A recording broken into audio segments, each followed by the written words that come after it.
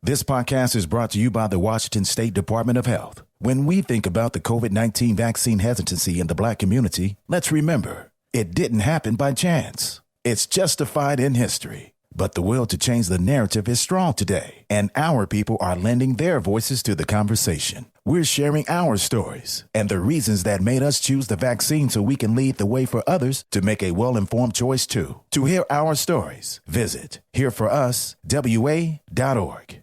Well, great balls of fire, Bubba. What happened, Buford? That crazy son of a Sal blew right through that four-way stop on Main Street and plowed into my cowboy Cadillac. Your what? My pickup truck. And I'm pretty sure my leg is broken, Ted. Oh, quit your bitching, Buford, and talk with those side busters at the Advocates Law Firm. When I got busted up last month, well, shoot, they made sure those snakes at the insurance company played fair. Boy, howdy. Even that creepy so-and-so Kyle earned his keep. So if you get injured, the advocates get results. AdvocatesLaw.com. What's up? It's your boy, the Ted Smith. Thanks for listening to the Men's Room Daily Podcast. Want more? Check out the greatest podcast in all the land, The Podcast. Be sure to subscribe and listen to a brand new episode every Tuesday night. Tell me, man, it's drinking time. Somebody out there deserves to be recognized. And the Men's Room knows just who it is. So to you, we say, bottoms up, sailor. You're the toast of our shot of the day. Drink time it is, and as usual, we head to the drink test and Stephen Throwhill to find out who we're toasting. Yes, indeed, and today we toast those record holders that are not recognized by the Guinness Book of World Records. If you're listening to the show Monday, I kind of went on like, hey, man, I want to find out what's this or what's that. It should be in the Guinness Book. And somebody pointed out, hey, man, Guinness, they don't cover things that are illegal or of questionable nature. So I did the research myself. So if you're wondering, the largest drug bust in history, 2009, believe it or not, in Afghanistan. The second biggest was in L.A., but the biggest one was in Afghanistan. Opioids? Opium and poppy seeds. They couldn't put a price on how much it was worth because they got 92 tons of opium and poppy seeds. We actually can't put a price. It's literally called priceless. For the longest drug tunnel, which is what inspired us in the first place wonder. It is between Mexico and the United States. Let's see. It stretches 4,309 feet. That's almost a mile. And it's roughly from Tijuana to the outskirts of San Diego. The big category, most in rectum. Now, that can include several different things. As far as the person, historically, who's been caught with the most ever hit in his rectum was a smuggler caught at an airport in India. He was found to have 2.6 pounds of gold stuffed in his rectum. Jesus. As far as drugs go, a 39-year-old man, he was in the United Kingdom. It's the most ever reported in the United Kingdom. He had 103 packets of cocaine hidden in his rectum. And then here in the United States, Derek McKay of Florida, one large bag contained smaller bags filled with 12 Lortab pills, 12 oxycodone pills, 3.5 grams of heroin, 9.1 grams of cocaine, 1.1 grams of crack, 2.4 grams of marijuana, and 1.9 grams of Molly, all stuffed in his ass, considered to be the biggest drug find. Now we move on to the fattest inmate, 551 pounds, Pinellas County man. His name is Steve Goodman. He was too fat to put in jail, so they put him on house arrest. This is true. No. Mm-hmm. The highest blood alcohol concentration ever. After a car crash that resulted in serious injuries, a Polish man's BAC was taken. It was 1.480. That is the highest ever recorded in known history. A couple more that Guinness does not recognize. Longest without pooping. You might remember a man in England who swallowed drugs in front of the cops. They made him sit in jail. Yeah. He actually holds a record of 47 days. They actually let him out of jail because he would not poop 47 days. Before that, it was a woman who went 45 days without a bowel movement. We have the longest without showering. That would be a man in Iran who has not bathed for, quote, at least 6 decades. And finally, the loudest human fart. Now, this was recorded by the Guinness Book of World Records. The loudest fart ever was recorded at 113 decibels. Impressive. I think we should honor each and every, because Guinness, other than the farting person, they never touch this stuff. I felt they should be honored, and yeah, that's right. I took the time to look it up. So, bitches, let's drink in honor of all of these people. We pour this booze, and we drink this booze because we think it's yummy. Yummy! So, over the tongue and down the throat to party in our tummies. Down the hola, bitchola! You know it's Bad Choice Friday. It's Bad Choice Friday!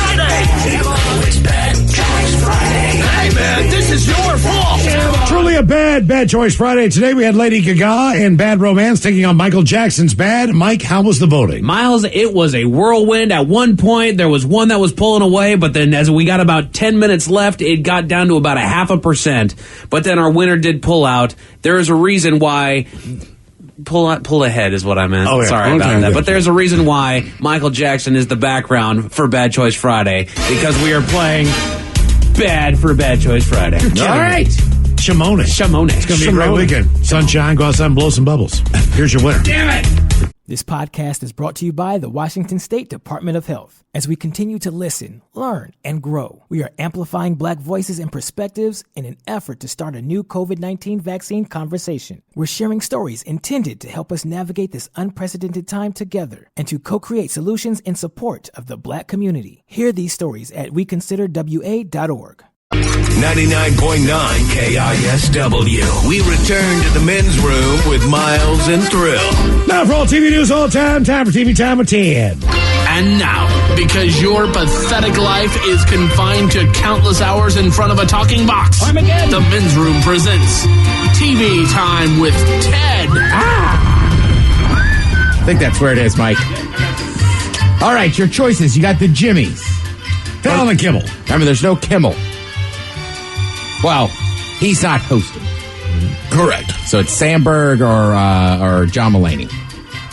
You have Seth Meyers. Okay. Writers. Oh. Or Ted Smith. Is it Ted or is it late night? Troy Taylor, the title. All these guys have teams of talents and writers that help them come up with their monologues each and every night. It is up to you to determine, is this an actual late night joke and from whom? Or could it be a The Ted Smith original? Michelangelo's first nude painting just sold for a record-breaking $24.4 million. It's a groundbreaking piece from his "You Up" period. Seth Meyers. Fallon. Hey, get this. I read that Michelangelo's first nude drawing just sold for a record-breaking $24.4 million. Yep, it's a groundbreaking piece from his "You Up" period. The USA is now worried about an outbreak of monkeypox since the first case has been found in Massachusetts and are looking into how it got transferred to humans. I don't know about you, but my money is on the guy in the yellow hat. The Ted Smith. Yeah, I'll take you, Ted. Yeah, that's me. It's a Curious George joke, folks. I almost said the man in the yellow hat got a little too curious. Health officials in Massachusetts announced they have identified the first case of monkeypox in the country, but don't worry, it can easily be cured with, baby formula. Damn it. Seth Meyers. Yes. Health officials in Massachusetts announced that they have identified the first case of monkeypox in the country, but don't worry, it can be easily cured with, baby formula. Damn it. A 2-year-old boy in Texas recently ordered 31 cheeseburgers from McDonald's through the delivery app DoorDash while playing with his mom's phone. To be fair, though, in Texas, that's just one button. Ted Smith. Writers. Myers. A 2-year-old boy in Texas recently ordered 31 cheeseburgers from McDonald's through the delivery app DoorDash while playing with his mom's phone. To be fair, in Texas, that's just one button. The amazing part about that story is that lady's like, yeah, we had a couple and gave the rest away. Yeah, that would not be my answer. They go in the freezer. Yeah, I was going to say, like... I'm freezing them. Yeah. Like, what have you been eating this week? Like, cheeseburgers. This last month. One a day. One a day. Getting big. Let's see. All right, so MTV announced that it's developing a Jersey Shore 2.0 with an all-new, younger cast. Outstanding. So the original cast members are not very happy about it. They say, quote, as a cast, we took a chance with a network in need. We put our most vulnerable moments on television for the world to see. We gave it our all over the past 13 years, became a family, continue to open our lives to the world. So please understand that we are not in support of a version that will exploit our original show, our hard work, and authenticity to gain viewers. Oh, shut up. Well, they still have Jersey Shore family vacation and this and that. I guess my first, if here's my question. And I don't think it's this way. I'm pretty sure they had casting, like auditions. But if those original cast members had that show and pitched it to a network, that's MTV one said, thing. Yes, but correct. I don't think that's what happened. I think they were just on the show. You were selected, right, to be on the show. Yeah, exactly. You're right. If you pitch the idea and it's your creation, I would get it. But with this, like, man, the second year of Real World and go, that's our show. Right. The View just puts in whoever they want to put in. Why would he It's say a Tonight Show. Look, is it going to be Leno? Is it going to be Conan? Is it going to be Johnny? Is it going to be Jimmy Fallon? It's still the same show. Saturday Night Live. Right. All these institutions that exist. Today Show. It's like, no, man, it wasn't the original Today Show with Brian Gumbel and what's her face. Like, that's not how this works. It's our show. It's MTV show. They own it.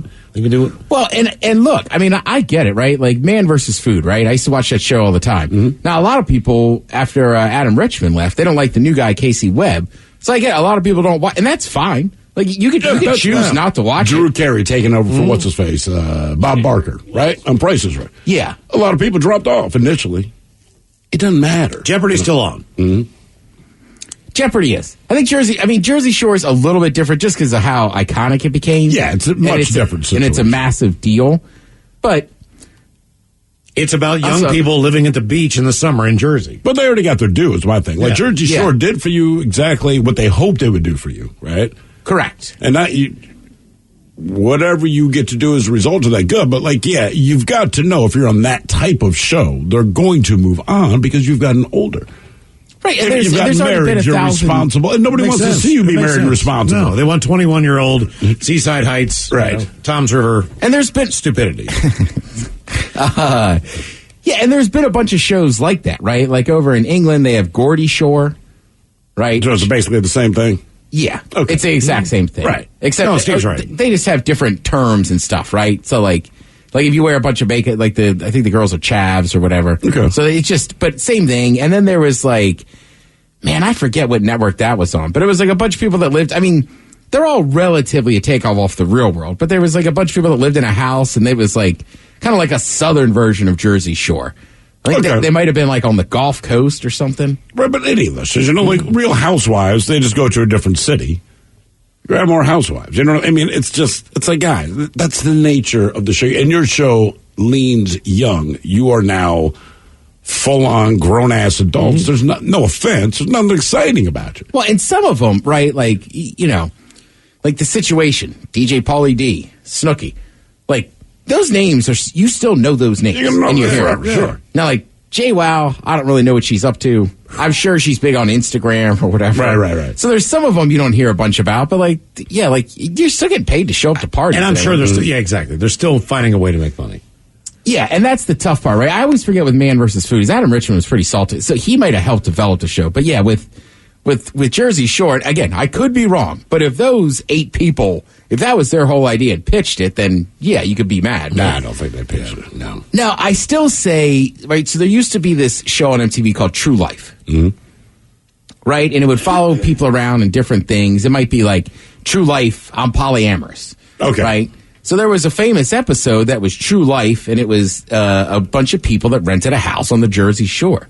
And the one guy was just kind of an idiot, but it's the same thing you expect. Like, they're getting in fights on the boardwalk. Sure. Getting just wasted drunk. There's a whole thing about his cheese balls and this and that and screaming at people. And it's like, all we do is, like, and they all, and like, basically they're all manual laborers. And then they're like, we work all fall, winter, and spring just to get to the Jersey Shore. Get to the summer, man, yeah. So, right. So I think that's where that established. And frankly, that's just a different culture, but that happens all up and down. I mean, you always talk about going to Dewey Beach in Delaware. Like, I know a lot of people, like, them and their friends, when I say till about early 30s, they would all rent houses, and you would just go down there on the 3 weekends. months. Because nobody, at that point, like, a lot of people, not everybody had kids and this and that. And that's the difference. So when you're Jersey Shore, it's even like 16 and pregnant. Well, once you have the kid, man, you know, you're on your own. You need to fill all these positions, whether it's amusement park, people who are working in shops. So the kids, there's apartment places for them to live. Like, I did it in Ocean City one year. I lived with That's right, you did it. I lived with 6 guys. We lived in a crammed apartment garage with an outdoor shower. We all had bunk beds. This is how people, like, actually can staff people in those areas because it's very seasonal work. Yeah. So, 3 to 4 months at the most. And then, those places are dead in the winter. They're not dead. They're just older people. It's not as sunny and it's not as nice. So the families don't go on vacation. I was going to say, there's a lot less people. And then some of the places just close all winter. Some of the bigger places will stay open because there's always going to be people that still like to go to the beach. Correct. But yeah, it's very different crowd. Yeah, very seasonal. All right, let's talk about some stuff coming up this weekend. I know there's a lot of news about SNL. I'll talk about it on Monday. This will be the series season finale coming up this weekend, Saturday night. Remember, for us on the West Coast, that started in 2016, I want to say, because of the election. Which, by the way, if you think the 2016 election was crazy, which it was, just remember this. It was so wild leading up to it that SNL had already been on the air for, 30-some years? And that's when they started airing it live on the West Coast. Is that when? That's when they started doing it, yeah, because it was just like Trump was just so just out of the ordinary for everybody. It was like, oh, we got to have this. People want to see it live. And that was the other problem. So, and also technology came a long way. Social media was putting it all out there. Right. So that was a lot of it. Right. I'm sure that's a big effect of it. But yeah, the season finale, there'll always be some departures. Davidson, there's a few other ones. I'll update that. I will say this, though. It's in the title. The name of the show is Saturday Night Live. Right. So there's a reason the live sporting event started at 10 o'clock here and 1 o'clock there, because it's live. It's still broadcast. You just understand at a different time. So I think they should do that with any live program. Like with the Oscars, with any award show. They do. Those award. But to Ted's point, a lot of it's because social media and spoiler alert. Totally. But their whole thing was they taped it live. Right. Mm-hmm. You tape it live. But it messes with all the affiliates west of the Mississippi, right? So the idea was, if it's the Grammys, right? Look, we're going to do it at 8 on the East Coast, and we'll show it again at 8 on the West Coast. But that's going to be, say, NBC's programming for the night. Well, now it comes down to 5. It's done at 8 here. And so all your local affiliates are like, we have to find 3 hours of crap, right, that the network's not necessarily giving us to cover this time until 11 o'clock. I also like the fact that they will run a previous SNL on the West Coast before they run the actual SNL. So I know they put one in afterwards. Do they put one in before it, too? Because the live one into 10 o'clock here, and then from 10 to 11, they will show an hour of... Right, so after 4. Then back to the one you haven't seen, unless you watched it earlier. Yeah, and I will say, I've said this for years, but the older you get, the more I brag about it now. So it's 8:31. Yeah, exactly. It's like, oh, snap. We're watching this at 8:30. I'm kind of fired up. Me and the wife do that. Not going to lie. Like maybe we're old, I don't know, but it's 8:30. It's on. Let's watch it. Well, that's what I used to do with NFL football. Bacon and eggs and NFL football, bitches. Right. I've said this before. For some reason, to me, Friday night has always been a bigger bar night. For sure. And then Saturday seems more like you might go to somebody's house or this or that, or it's like Friday, you're getting work off your back, right? So, I'm going out. You want to leave work and go somewhere immediately, the bar's there. Saturday, what time you want to do? I got time. You know what I mean? Yeah. I can sleep in, but yeah, you're right. Let's see, what else? If you're a soccer fan, the English Premier League wraps up on Sunday. Check all the different NBC stations. I know Arsenal's playing on CNBC Sunday morning. Do they have to win? They're probably going to finish 5th. They have to win, and then you got to hope Tottenham somehow doesn't score, right? Doesn't get a point out of playing the worst team in the league. No. But Arsenal's playing Everton, who I think now is safe from relegation. So who knows? But that's my brother's team. They need to win, and I want to give him crap about it. Yeah. Locally, you also have your Sounders. That's 5 p.m. They're down in Colorado. I think I speak for a lot of people in the Seattle area now when I say the hell with all the teams in Colorado. Yeah. We hate you. Yeah. Thank you, Tim. We appreciate it. You're listening to The Men's Room. This podcast is brought to you by the Washington State Department of Health. As we continue to listen, learn, and grow, we are amplifying Black voices and perspectives in an effort to start a new COVID-19 vaccine conversation. We're sharing stories intended to help us navigate this unprecedented time together and to co-create solutions in support of the Black community. Hear these stories at weconsiderwa.org. Men's Room returns with Miles and Thrill. Now, let's see what's happening in the real world. All right, here we go. Butch Rucanelli is a woman with hallucinations and migraines and a need to want to sleep with me. Canadian homeowner apparently shocked what happens when your home is on a golf course and you live there by the tee. Florida woman leads police on a high-speed chase, crashes, then throws a snake at a cop. 2-year-old gets a hold of mom's phone, and McDonald's he likes to shop. And Texas high school has to shut down after a senior prank goes wrong. It is time for your headlines. Now, it's time to hit the headlines. Here's my cop. Our top story, we go to Texas, where a mother made the mistake of leaving her phone unattended. Turning her back on her 2-year-old, the child was able to hack into her phone, get onto the DoorDash app, and order the house some McDonald's. The kid was able to put them down for an order of 31 cheeseburgers from the chain, totaling upwards of $60. But let's not forget the nice $16 tip that he laid out for the driver. Nice. The total cost of charges racking up a nice $91 At least he knew enough to tip. Right. Exactly. Well done, He's 2 years old. Exactly. He knew to tip. And to be honest with you, he could have picked a lot worse places than McDonald's to go ahead and order 31 cheeseburgers. He didn't know a damn thing he was doing, but he did it all right. He did, man. He did everything right, even though he had no idea. You ordered enough food for the month, and yet you only cost us $90. He's like, well, let's see here. It's 25%, so I'm going to add a little bit more. That's right. Because you know what, he got here quick. This is a big order. Honey, is this the most burgers you ever ordered? Honey, is this right? Is that enough? Shoot. I mean, maybe 12. Nothing crazy. You guys ordered 30 some odd for Ryan one year for his birthday. Mm-hmm. I remember. Oh, that. yeah. All right, well, there was that. I had a buddy once. He had like a big party. We all woke up the next day, and he gave me and another buddy $100 and was like, go to Dick's and buy as many burgers as you can. Damn. That was probably the biggest order. Like, we went to the one in Lake City, and we had to like go across the street to a bar and get a beer and wait. I'd feel bad about overworking the kitchen like that. I mean, I don't know if I could if I could do it. I think now they specifically say like, call it in, but I don't know. This was years ago. Sure enough. Hey, it also was good excuse to go get a beer across the street. Right. There you go. Oh, we got to wait for the burgers. Oh, darn. In other news, a woman in Florida landed herself some extra charges after deploying her own weapon against officers. She fled authorities during a traffic stop and managed to hit a sheriff's office bike in the process. The chase eventually ended when the woman crashed her car, but in order to deter pursuing officers, she grabbed the snake that she had in her car and threw it at authorities. She was eventually apprehended and 4 people taken to the hospital for injuries. Why did she have a snake on hand? I do not know. She's crazy, Ted. What kind of snake was it? One that's small enough that she can grab and throw. Gosh, I mean, she might be huge, dude. Snake's probably like, I want no part of this. Why did I get involved? Man, I didn't want to go flying at officers today. Come on now. A man in his 80s who lives on a golf course. On a snake. He's like, don't throw me at officers. Throw me at a civilian. Right. We're not a cop, man. Maybe a small rodent, but not officers. A man in his 80s who lives on a golf course is now in a fight with the city.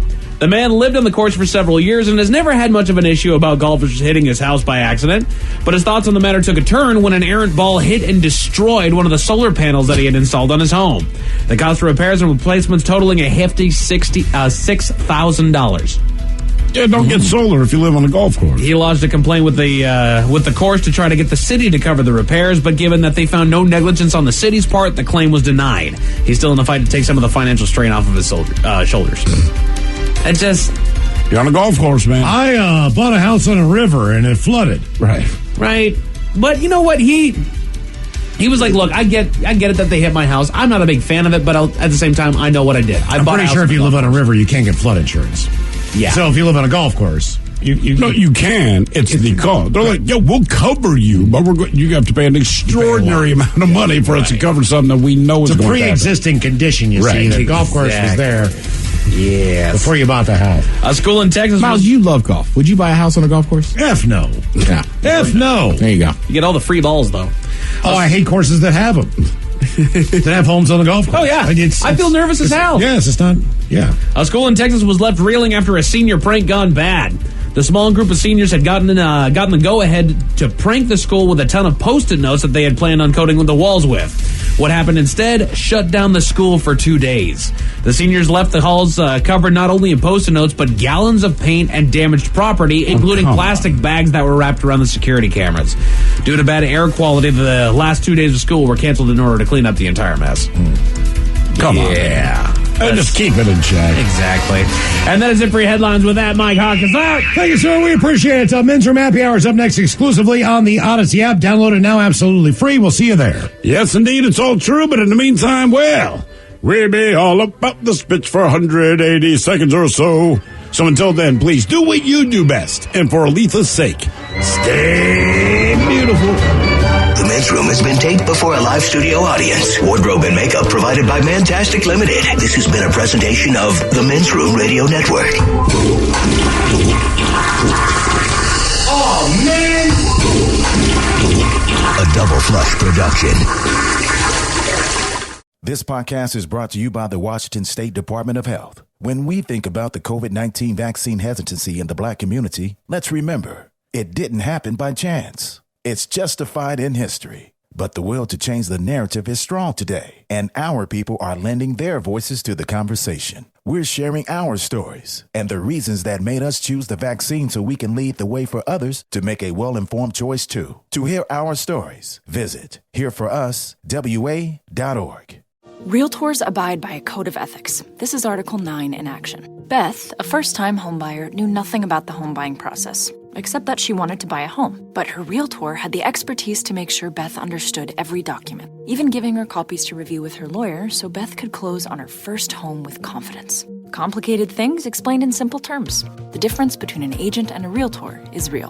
Realtors are members of the National Association of Realtors. That's who we are. $20 million, $19 million, $6 million. These are all awards recovered for clients of Phillips Law Firm. To win big, you have to fight big. And Phillips Law has been fighting the too-big-to-fail insurance industry for decades. Not every case will have a multi-million-dollar outcome, but Phillips Law will fight just as hard to recover the outcome you deserve. If you or a loved one has been injured in a car accident or on the job, call or click today at 1-800-JUSTICE or visit justiceforyou.com.